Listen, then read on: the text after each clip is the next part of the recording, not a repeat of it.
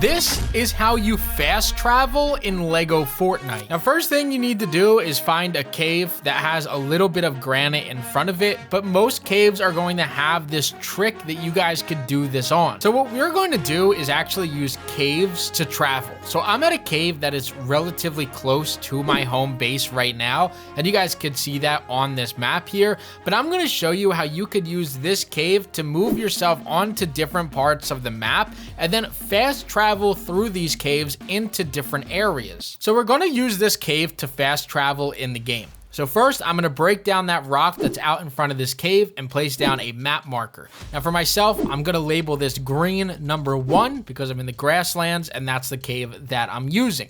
For a lot of people, if you've placed down too many markers, this won't work for you as the markers are glitched in the game, I believe. Maybe they fixed it. I'm not 100% sure. But you're going to enter into this cave, and I sped this part of the video up, but you want to make this as easy as you possibly can to get in and out of these caves. So because I know that the exit is not in this left side area, I'm going to place a wall there so I know do not go in that direction. Now what I figured out was if I just headed west in this video, I would be able to find the closest exit. Now I will show you guys a little tip towards the end of the video to ensure that you guys will always find your to and from in these caves.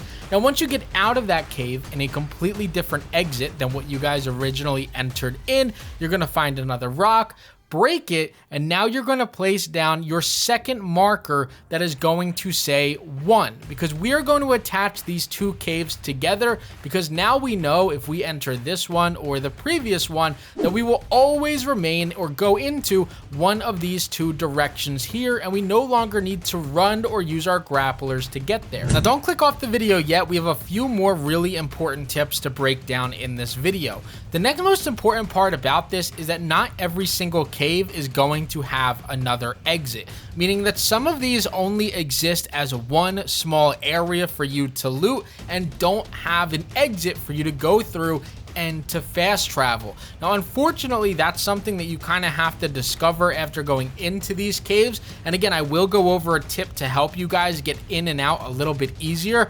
But when I go into the cave that I'm looking at right now, this resembles another cave that looks just like something I've seen in the Dry Valley, where it just has this back area, a left little hallway, and that's it. A lot of these caves will look similar, so you will be able to know which ones have a second entrance or exit just by looking inside of the cave. So keep that in mind when you guys are looking at these. Now this also works in the Dry Valley, so I'm going to label these just a little bit different. Again, they should have a rock out in front. I'm going to put down a map marker, keep it red, and then label it as number 2. Now when I go into this cave, once again, it does get a little bit harder, but the beauty behind this is that now you're no longer just sprinting from point A to point B to go ahead and get somewhere. Now you get to run through these caves knowing that there's another entrance or an exit to go in the direction that you need to go in, and you also will have the opportunity to find loot.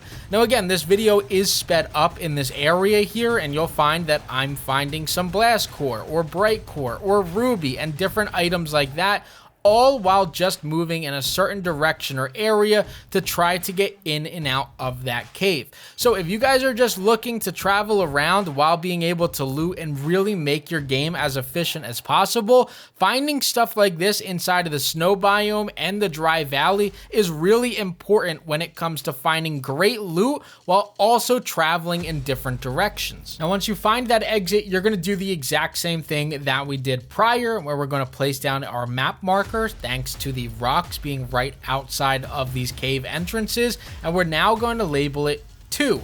Now in this case, I've already labeled this as a red rock because there was a ton of ruby inside of this, but I know now that I could travel further north if I just sit there and place down this map marker. So I'm going to label this as 2, and now I know on my map from 2 to 2 is how I can continue to travel north. So I can go from 1 north to 1 and then I can go west to 2, and then back up north to 2. And I can make a pretty solid loot run just by traveling within caves and grabbing materials that I need. Now, before I show you guys how to make going through these caves just a little bit easier, I just want to remind you guys that this is by far the best way to play the game right now. If you guys have these markers down and you're able to label a way in and a way out, that's going to help you not only with traveling, but also remind you of which caves you've already looted in. Because I know that cave number 1 is the same as another cave number 1. So if I've emptied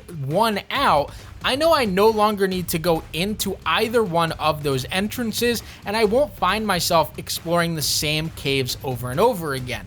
Because the cave I'm in right now in the Dry Valley, I've already built inside of, I've already cleared out the ruby in it, and now I know that for number 3, or for my Dry Valley cave number 3, I already have looted inside of this and have cleared out all of the ruby. So I can use it to fast travel, but I do not need to use this at all when it comes to actually looting any of these valleys. Now, the trick to finding your way in and out of caves and finding things a little bit easier is actually going to be setting markers down inside of these caves.